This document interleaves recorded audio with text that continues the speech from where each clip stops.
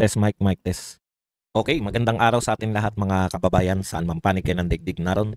Dito na naman tayo sa another episode ng ating vlogs, Badong Aratilis po. Pag-uusapan natin ngayon, ito po, no, yung tunay na dahilan kung bakit nanggagalaiti po si Dilima ngayon kay BP Sara. No? Ito na naman po ang media, kalaban na naman natin sa paghasik po ng mga mali-maling impormasyon para pasamain po ang mga Duterte, partikular itong si BP Sara Duterte. Pag-usapan din po natin, tuloy po ang bangayan, no? Nito po ni Senator Lacson at si Senator Amy. Hindi lang natin pinatulan si Senator Amy, pero sa totoo lang po meron pong bigat yung mga bintang niya ngayon, no? Hinggil po to sa nag-react po to si Ping Lacson dahil sa bintang ni Senator Amy na mukhang hindi na matutuloy yung Blue Ribbon Committee, no? Kasi alam niyo naman presyurado si Lacson na ipakita na hindi siya tuta, no? Bagamat pinagbibintangan sila ni Tutasin na sunod-sunuran lang sila kay Martin at sa Palasyo. Siyempre, alam niyo naman yung pride nito ni Lacson, ni Lacson. Ayaw niya pumabansagan na sunod-sunuran lang. Pero yung actions po ng Blue Ribbon Committee ay iyan po ang nagpapahamak sa kanya, no? Yung sinasabi niya na pinabubulaanan niya yung sinasabi ni Senator Amy, pero wala naman talaga nagaganap na Blue Ribbon Committee hearing na. Okay, si Mayor Magalong din po ay may mga hinanakit na binulgar, no? Yung maikling termino niya sa ICI mukhang pinalalabas talaga na ginamit lang po si Magalong. Siya mismo ngayon ang pumapalag na dahilan kung bakit siya umalis na dito sa ICI. Ganun pa rin po, may sipon pa rin tayo. Pasensya na kayo kung medyo nakakarinig kayo ng masingot-singot kahit papano. Okay, yan po ang pag-uusapan natin. Pero bago yan, kung bago ka pa lang dito sa ating channel, mag-subscribe ka na. Dahil ito lang ang tanging channel na may kinikilingan, may pinapanigan, una sa balita, huli sa impormasyon, kaya ano pang hinihintay nyo? Pindot na, okay. Ito na naman po ang media, no? Hindi pa nga po na papalabas na nakatkong na po yung budget ni BP Sara, ay sinisisi na naman po si BP Sara nitong media. Inunahan na. Ang banta po nito ni Laila de Lima at the right time ay mananawagan siya na bawasan, no? Ganyan po kapikon yung mga tauhan ni Martin Romualdez. Wag na tayo magkunwarian Laila de Lima, no? Alam niyo po, sabi naman sa inyo, kantiin niyo na lahat, wag lang si Martin Romualdez. Ang lahat po ay naiiwasan niyang pangalan na yan. Pero lahat po ng mga bumabanat kay Martin Romualdez, asahan niyo po yung mga laway-laway, naglalaway ng mga asong ulol ni Romualdez. Yan na po. Handa na pong umatake at ngumasab. May pakunwa-kunwari pa kayo na anti-corruption kayo, pumupunta pa kayo sa mga rally, pero pag nakanti po ang pangalan ni Romualdez, talagang gigil na gigil po kayo, no? Halatang halata ka na, de Lima. In the first place, alam mo ba na ikaw ay miyembro ng minority? Yan yung problema dito sa House of Representatives. Majority at minority, pare-parehong tagapagtanggol ni Martin Romualdez. Ibigay nyo na yan, yung tunay na minority, ibigay nyo na yan sa totoong lalaban, totoong oposisyon. Kahit ba ilan lang, si Ungab lang, si Duterte, si Paulo Duterte lang.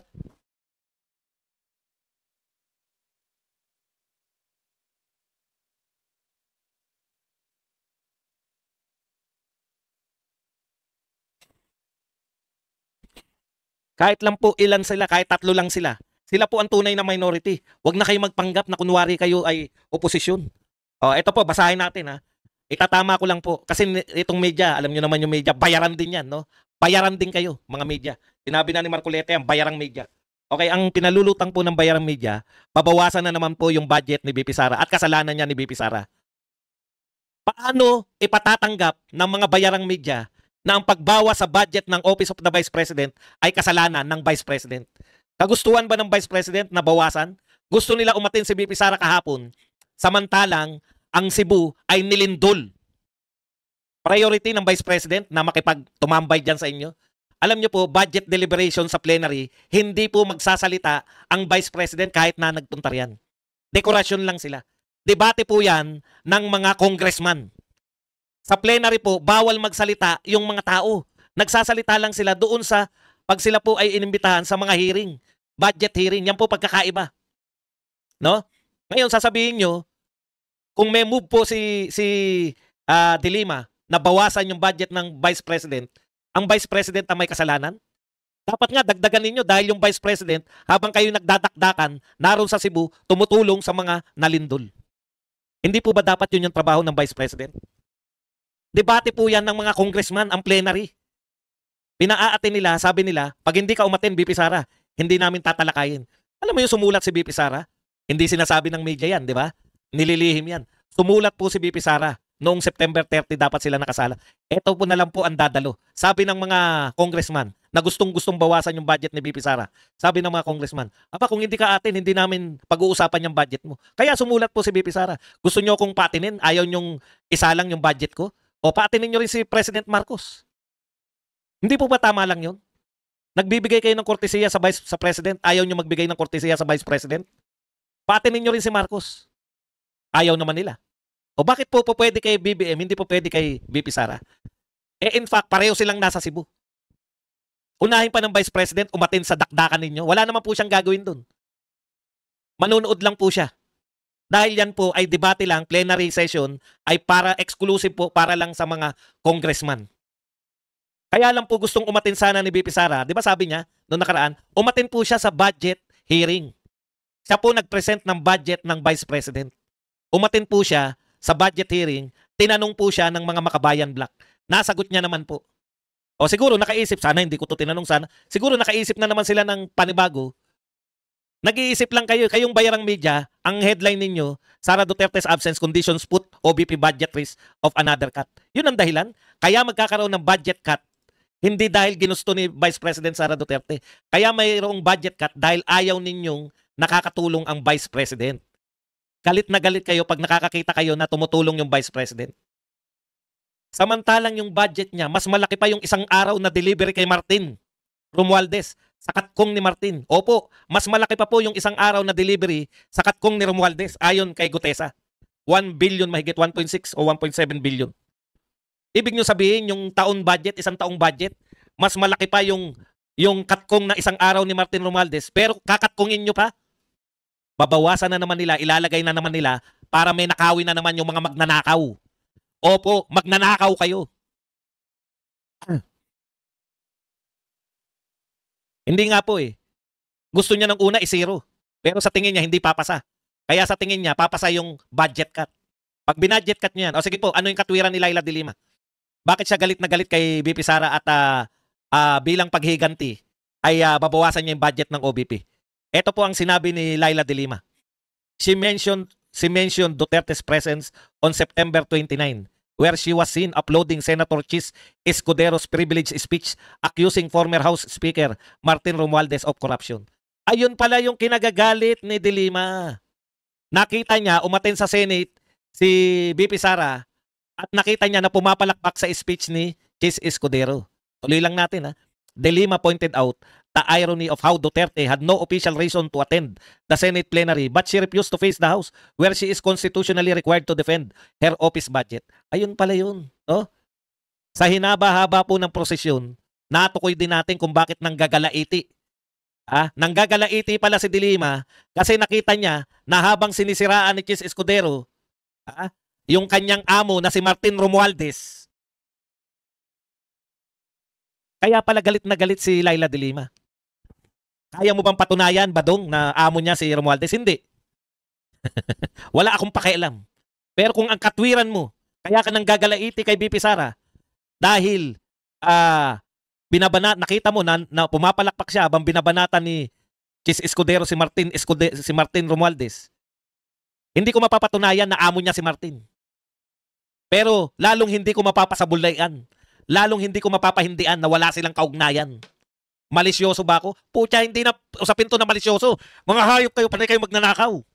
Tingnan nyo. Usapin pa yan na malisyoso kami. Malisyoso pa kami. Magnanakaw kayo. Bilyon-bilyon, daang bilyon, trilyon na ninanakaw ninyo. Masasaktan pa yung damdamin mo dahil pumalakpak si BP Sara. For your information, si BP Sara kaya naroon, budget hearing ng Office of the Vice President sa Senate. Nagkataon na total mag-i-speak si Chis Escudero na nag-stay na siya ron. Alam niyang may palabas. Diba? Alam niya na yun. Vice President yan. Alam nga naman hindi siya sabihan. Sinabihan siguro siya, no? Stay ka muna, BP. At merong pasabog si Chis Escudero. Nag-stay naman. Yun lang, dahil doon nagagalit ka. Kung ito po ang sinabi mismo ni Laila de Lima. At sisikapin ko pong gayahin kung paano niya sinabi to. If she can afford to be showing herself up to the Senate, including being there and uploading the former Senate President in his privileged speech, which is definitely not part of her mandate as Vice President, why can she spare a few moments of her time attending to her official function as Vice President to defend the budget of her office? Yan po ang sinabi. Pati po yung hilatsa ng pagmumukha niya. Ganyan na ganyan po yung hilatsa ng pagmumukha niya. Kaya ka nang gagalaiti dahil umatin siya sa Senate habang binabanatan yung amo mo.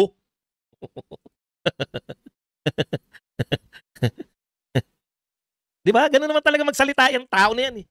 Na ginagaya ng idol niya na si yung isa rin na pamangkin niya. Kaya yung hilatsa ng pagmumukha nila, yung paraan nila ng pagsasalita, nakakasuka.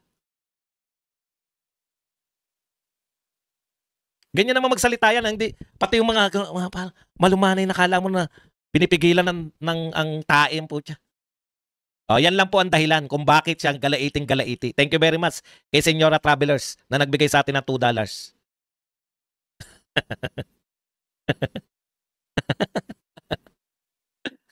Punta naman po tayo rito kay Ping Lacson at saka kay Aimee. Alam nyo, nasasaktan, alam nyo maramdamin si Ping Lacson eh. Kasi ang tagal po niyang inalagaan na yung, alam niyo yung napakatagal nilang senador. Tapos ang pag-aalaga nila sa ano nila yung ano tawag doon yung kagalang-galang, napakagaling na senador, Mr. Expose, no?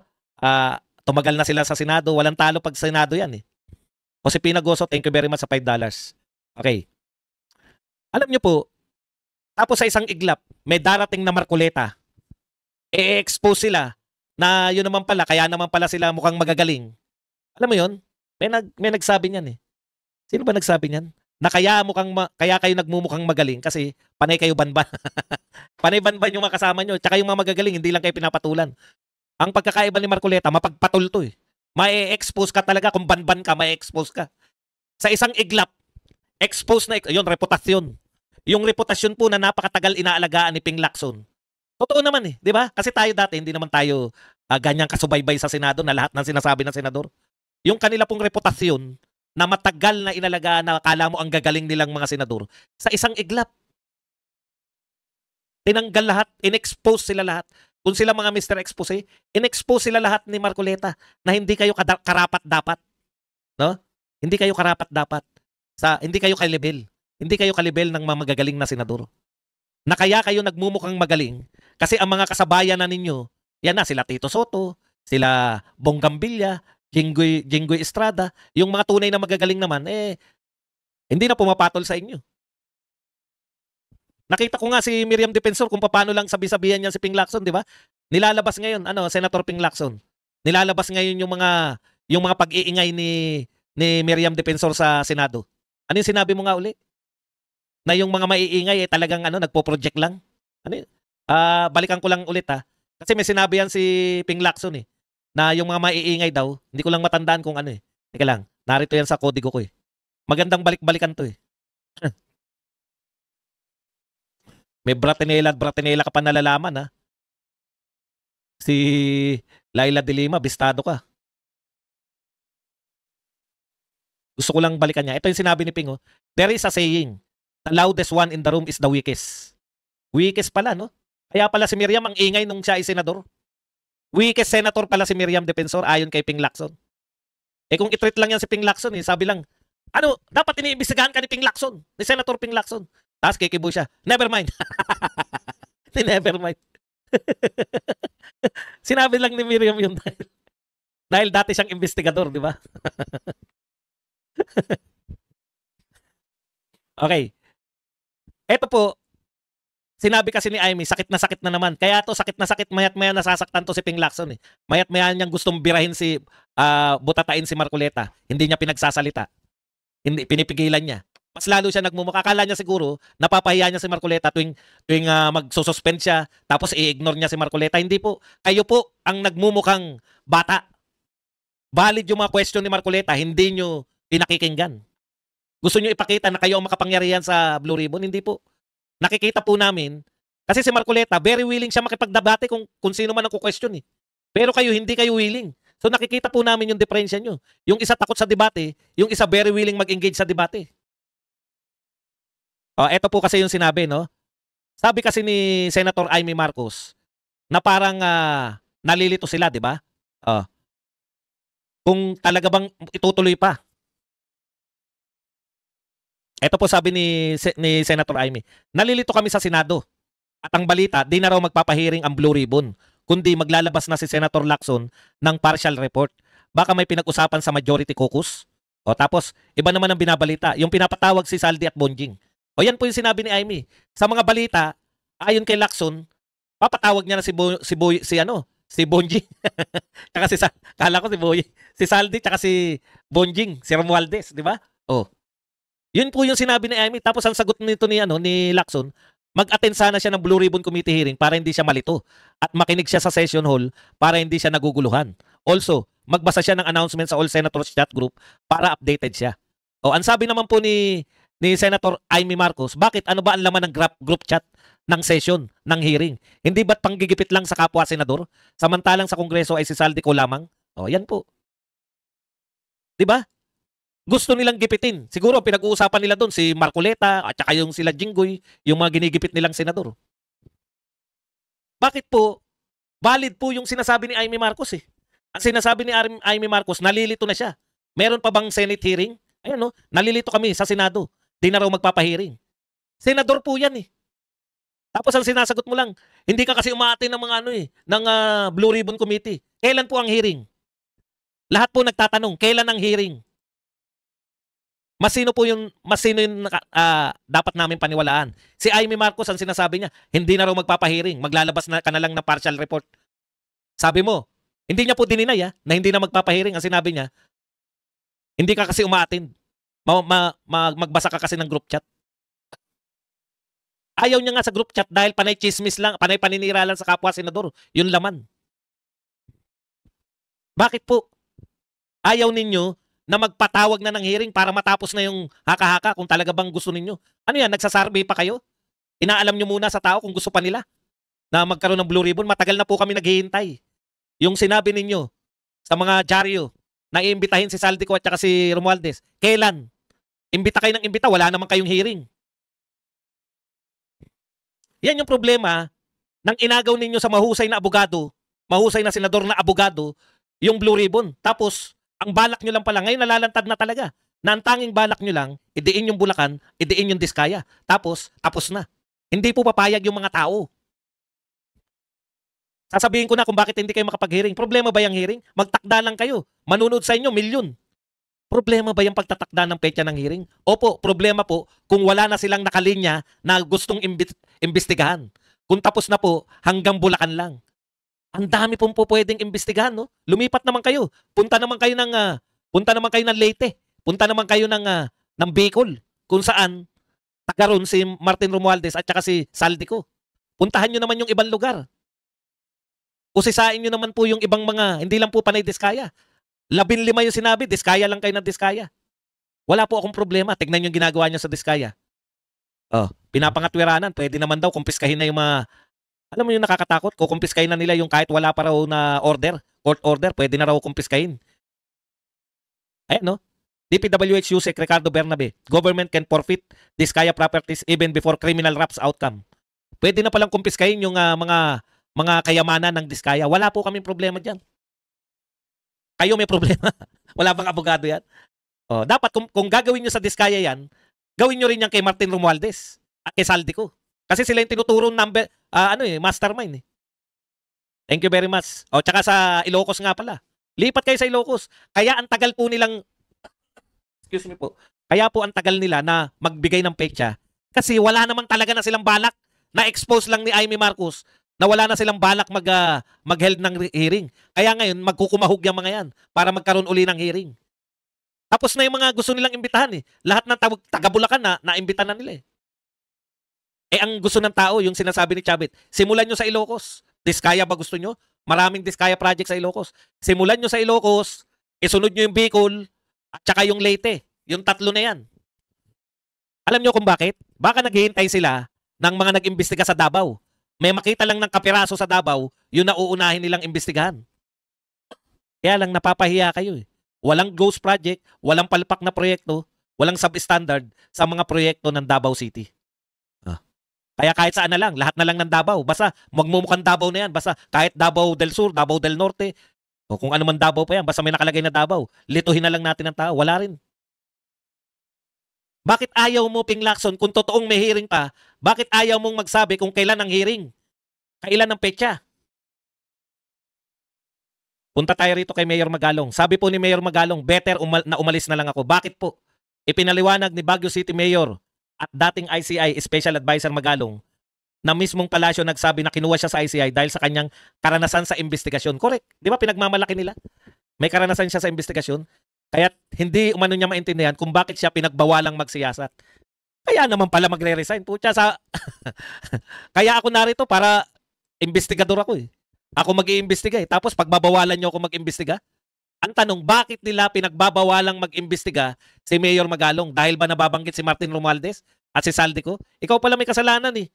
Ikaw pala may kasalanan na Mayor Magalong eh. Kung hindi mo binanggit si Romualdez, baka kasama ka pa dyan ngayon. Para saan po si Magalong? Dekorasyon? Kung hindi siya mag-iimbestiga? Kaya niya po tinanggap yan dahil akala niya mag-iimbestiga siya. Ngayon, kung hindi nyo po pag-iimbestigahin si Magalong, ano po ang papel niya dyan?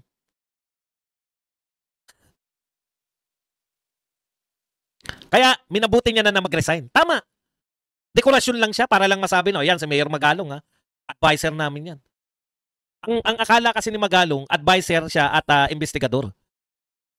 Ayon kay Magalong, matatanggap niya ang ibang rason ng palasyo sa kanyang pag-alis, pero hindi ang palabasing kasangkot siya sa korupsyon. O, yun pa, biruin nyo, sarili. Para lang pigilan nyo si Magalong na imbestigahan si Martin Romualdez. Yun na nga eh, di ba? Biglang lumabas yung tennis court. Ang galing din talaga ng media, on cue sila eh, no? Bago mag-resign si Magalong, gusto nilang palabasin na may corruption doon sa tennis court. On cue talaga eh. Tapos lahat na naglabasan, punta na naman sa Baguio. Intindi talaga nitong media. Bayaran kayo, mga putang. Mga pultang kayo, pultang. Mga bayarang media. Yan ang papel nyo. Di ba biglang naglabasan na yung mga tennis court tungkol kay Magalong? Ang galing po ng media natin. Mag-likes po kayo. 2,700 tayo, 700 lang po nagla-likes. Okay, tuloy pa natin. Matatandaan sinabi ni Palace Press Officer Claire Castro sa isang press con na may maanumalyang tennis court project ang pamilyang Diskaya sa Baguio City. Di ba? Ayan po, ang dahilan, no? Ayaw na nga niya. Sige, binaliktad na yung kanyang, hindi pala siya pwedeng mag-imbestiga. So, dekorasyon lang si Magalong. Kung dekorasyon po si Magalong, pinagbintangan pa na involved sa Kurakot, biruin mo, miyembro ka ng ICI tapos sisirain ka ng ni Claire Castro at ng mga media na kasabwat ka sa Kurakutan. Talagang, eto po, ang huli nating balita. May oras pa yata. Si Trillanes. Ito po ang sinabi ni Trillanes. Ayaw ko na sanang pansinin, kaya lang, kawawa naman. Kung gaano kasiga itong tao na to, noong presidente siya, kung gaano kabastos ito, ito po ang sinabi niya kay Tatay Digong. Ulitin natin. Kung gaano kasiga itong tao na ito noong president siya, kung gaano kabastos ito, tapos ngayon kaaawaan natin, hindi ganoon. Huwag daw tayo maawa kay Tatay Digong. Kapag nagpapatay ka ng libo-libong Pilipino, dapat magdusa ka. Yan po ang sabi ng talunan. Okay na, at least nabasa natin yung pakiramdam niya. Ang tanong, bakit ka ba gigil na gigil kay Duterte? Hindi ko talaga maintindihan. Ano ba papel mo sa buhay? Bakit ka galit na galit kay Tatay Digong?